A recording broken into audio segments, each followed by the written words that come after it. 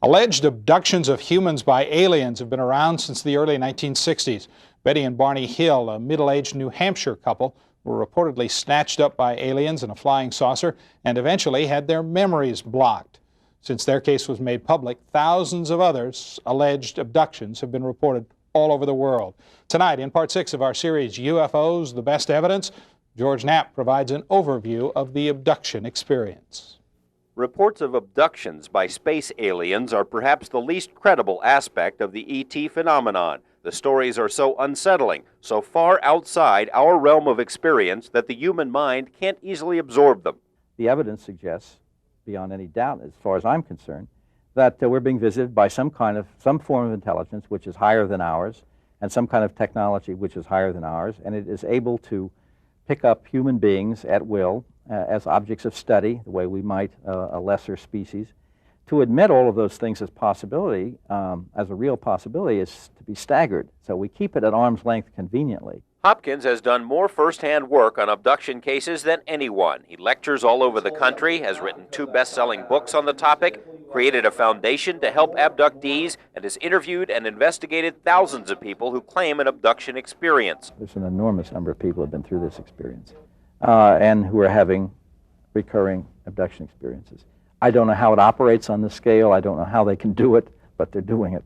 Who are the abductees? Hopkins says they come from all walks of life, and because so many say they were first abducted as children, Hopkins and others believe the victims are chosen more for genetics than anything else. A university study of 225 alleged abductees found them to be above average in intelligence, self-sufficient, honest, and generally devoid of mental disorders. Is that someone there? You know, I see you. I'm seeing someone there. I don't think I like this. It's going fine. Get out! It's going fine. Away! Get away! Out! Get out! The movie Communion, like the book of the same title, is based on what writer Whitley Strieber says are real-life experiences. Strieber doesn't claim to understand the full story of what happened to him, but he insists it is real, not something he dreamed up under hypnosis. The material I was talking about, none of it is based on hypnotic regression. I've remembered pretty much everything that's happened to me at my cabin, and most of the other people have too. And most of the letters I receive are from people who have just natural memory. They haven't been undergoing hypnosis either. The experience described by many abductees is sometimes compared to rape. Hopkins once arranged for a psychologist to evaluate the case files of several alleged abductees without telling the doctor what he was looking for. And when we told her that these people were reporting these abduction experiences, she said, well, her tests showed that there was no psychopathology present with any of these 9 that would explain these accounts as some sort of psychological aberration.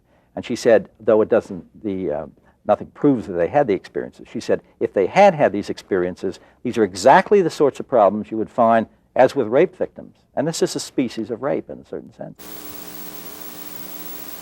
And then I can't talk anymore, I can't yell anymore.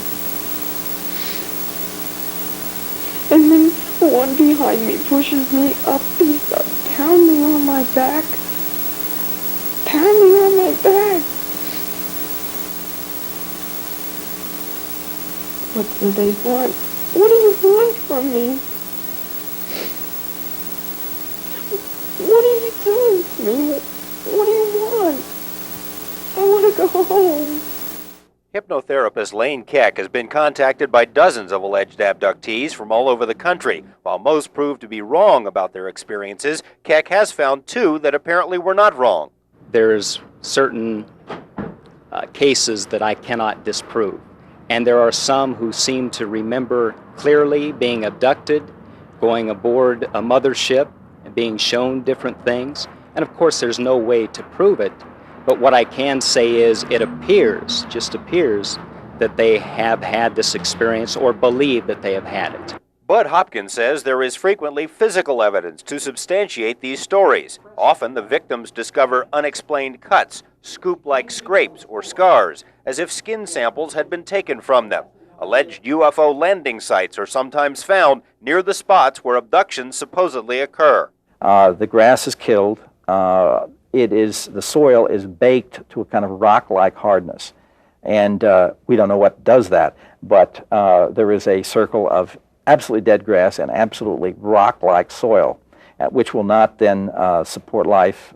You can test it by taking a sample of it and then control soil from 2 feet outside the circle, put seeds in them, water them, and so forth. You get nothing from, it's as if it's been sterilized. Now we have something like 2,000 cases like this, and we cannot duplicate it in the laboratory. We can't take some of the control soil, put it in a microwave or heat it or do anything to it to get it to this particular degree of hardness and sterility. We don't know what the energy sources are that are causing this effect, but you have to say we have a phenomenon here that absolutely requires investigation.